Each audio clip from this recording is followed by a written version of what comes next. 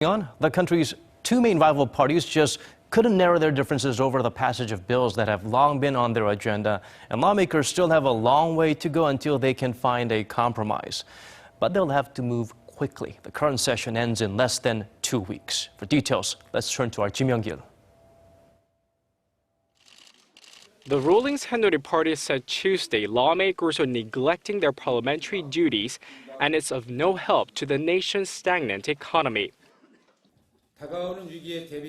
In order to ensure the country's economic competitiveness, we must pass these livelihood bills and carry out structural reforms. This continued political wrangling is becoming an obstacle to our economic growth. The full leader put extra emphasis on the passage of 5 labor reform bills he says are needed for creating quality jobs and boosting growth.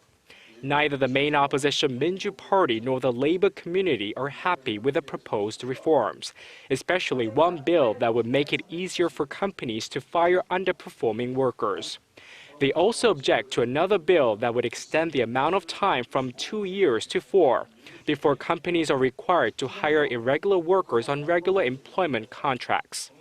The ruling party says the bill protects irregular workers, while the opposition claims it will only encourage companies to lay workers off before the time is up.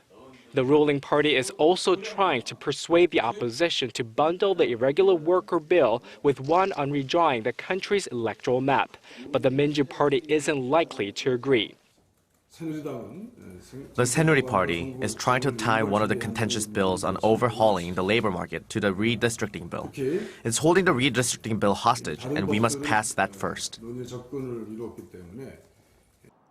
The current electoral map became invalid at the end of last year due to changes in the population.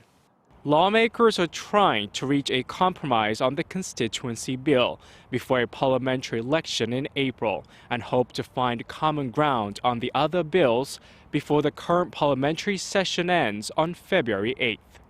Ji Myung, Arirang News.